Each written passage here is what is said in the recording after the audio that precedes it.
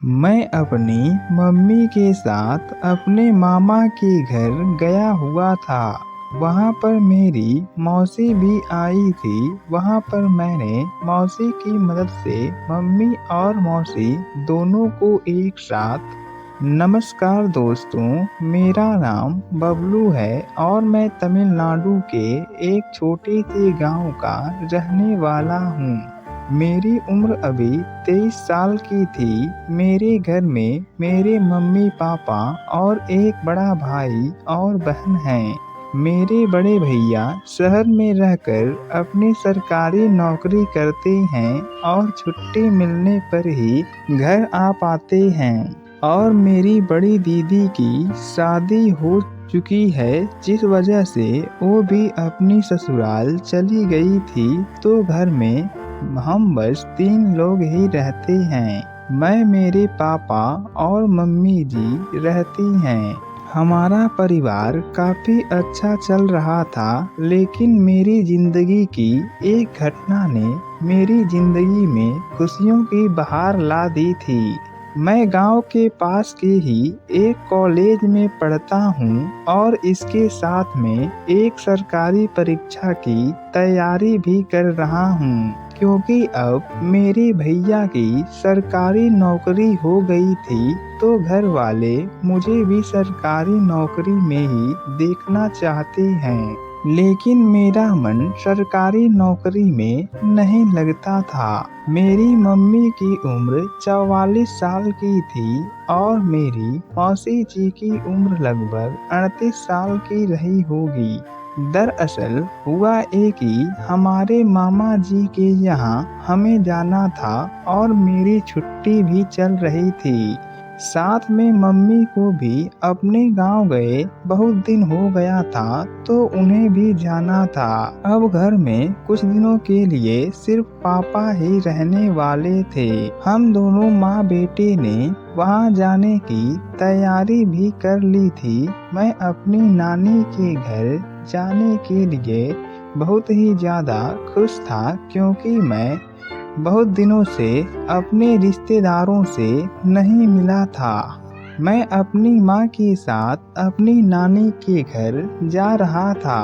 हम दोनों माँ बेटे आपस में बातें करते हुए ट्रेन से सफर कर रहे थे। नानी का घर हमारे घर से इतनी दूरी पर था कि पहुँचने में 7 से 8 घंटे लग जाते थे। मामा के घर के लिए हम लोग दिन में 10 बजे ही निकल गए थे, लेकिन हमें वहां पहुंचने में शाम हो गई। हम स्टेशन पर पहुंचे तो मैंने देखा कि मेरे मामा का लड़का हमारा इंतजार कर रहा था। उसका नाम गोलू है और उसकी उम्र अभी 16 साल की थी। फिर उसने हम लोगों को घर ले आया। उस दिन सफर करने की वजह से हम काफी थक गए थे। मैंने सब लोगों से हाल चाल किया और हम लोग बहुत ही जल्दी खाना खाकर सो गए। फिर सुबह हुई और दिन में मेरी 8 बजे उठने की आदत है। सुबह के समय जब मैं उठा तो जब तक नहा धोकर फ्रेश होकर मैंने नाश्ता किया, तो तब तक मेरी मौसी भी मामा के घर आ चुकी थी। मैं उनको देखकर दंग रह गया, क्योंकि मैं उन्हें लगभग बहुत दिनों के बाद देख रहा था। उनको देखकर मैं आश्चर्यजनक रह गया था। चूंकि माँ भी वहीं थी, इसलिए मौसी अपनी बहन से मिलने आई थी। मौसी जी का घर मेरे मामा के घर से मात्र 20 किलोमीटर की दूरी पर ही था, इसलिए वो इतनी जल्दी आ गई थी। मेरी मौसी और मम्मी दोनों ही आपस में बातें कर रही थी और मैं नाश्ता करते हुए उन्हें देख रहा था। अब मैं उन दोनों के साथ क्रिकेट का प्लान करने लगा था। मेरी मौसी का नाम रागिनी है और मेरी मौसी जी शादीशुदा हैं। वो पेशे से एक सरकारी ऑफिस में जॉब करती हैं। उनका 8 साल का एक बेटा भी था। था जिसको मौसा और मौसी ने हॉस्टल में डलवा दिया था जिससे कि उसकी पढ़ाई अच्छी हो सके। मौसी के आने के बाद हम लोगों ने खूब बातें की, खाने पीने और बातों में पूरा दिन निकल गया। शाम हो गई और मैं टीवी देखने लगा। मैं यही सब सोच रहा था और तभी मैं अपनी मम्मी से बोलकर मार्केट चला गया। मार्केट में लगभग आधा घंटा बिताने के बाद मैं घर आया तो देखा रात का खाना बन गया और सब लोग खाने लगे। फिर मैंने कुछ देर टीवी देखा, तभी मेरी मौसी जी वहां आ गई और बोली, बेटा बबलू, तुम्हारी पढ़ाई कैसी चल रही है? कोई एग्जाम दिए हो कि नहीं? मैं बोला, मौसी जी पढ़ाई तो अच्छी चल रही है, आप अपना बताइए। मौसी बोली, बाकी सब तो ठीक है, लेकिन हमारे यहाँ भी आओ, तुम तो अपनी मौसी को भूल ही गए हो।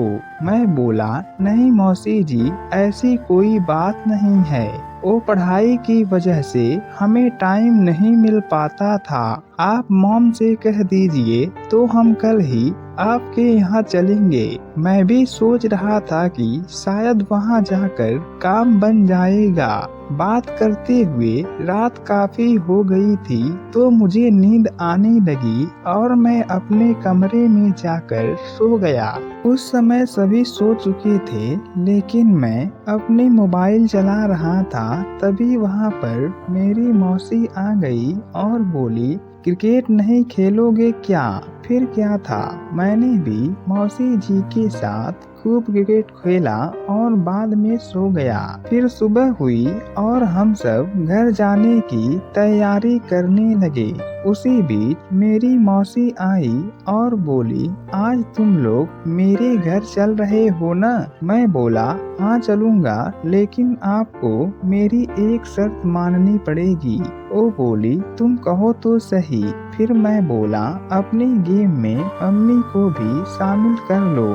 फिर उसके बाद मौसी जी बोली, हाँ ठीक है, इसमें कौन सी बड़ी बात है। इसके बाद मौसी मेरी मम्मी के पास गई और बोली, दीदी आज आप लोग मेरे घर चल रही है ना? तो मम्मी बोली, नहीं यार, टाइम कहाँ है।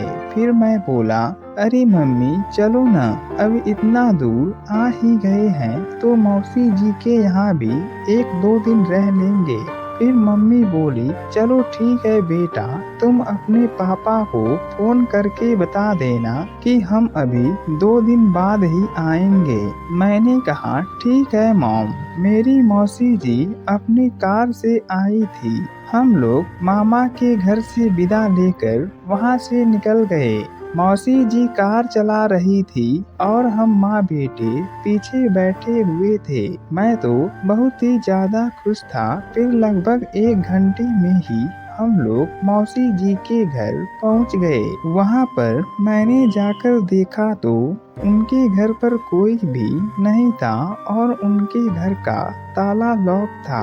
मैं बोला, मौसी मौसा जी कहाँ गए हैं? इस पर वो बोली, बेटा वो तो शहर से बाहर रहते हैं और उधर ही नौकरी करते हैं। जब छुट्टी मिलती है तो घर आते हैं। फिर हम मौसी के घर में गए और सोफे पर बैठे हुए थे। तब तक मौसी ने हमारे लिए नाश्ता बनाया और हमें नाश्ता देकर मम्मी से बोली, दीदी मैं ये कह रही थी कि बबलू अभी पढ़ रहा है और मेरे यहाँ पढ़ने की अच्छी व्यवस्था है, तो इसको यहीं क्यों नहीं छोड़ देती हो?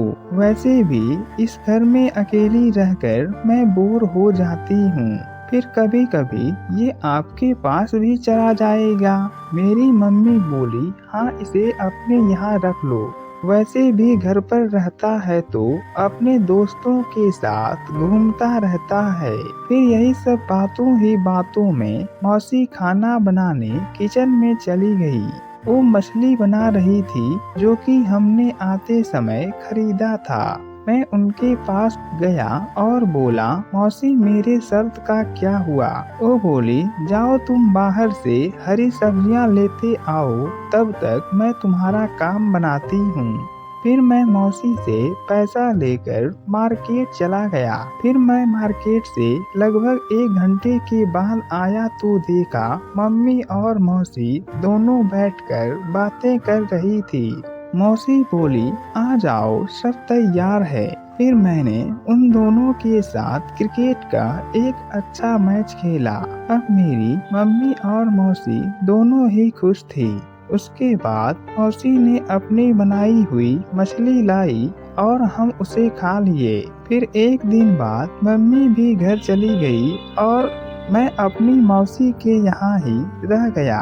इस तरह से मेरी जिंदगी काफी अच्छे से चल रही थी। मेरे वहाँ रहने की वजह से मौसी की परेशानियाँ भी खत्म हो चुकी थी।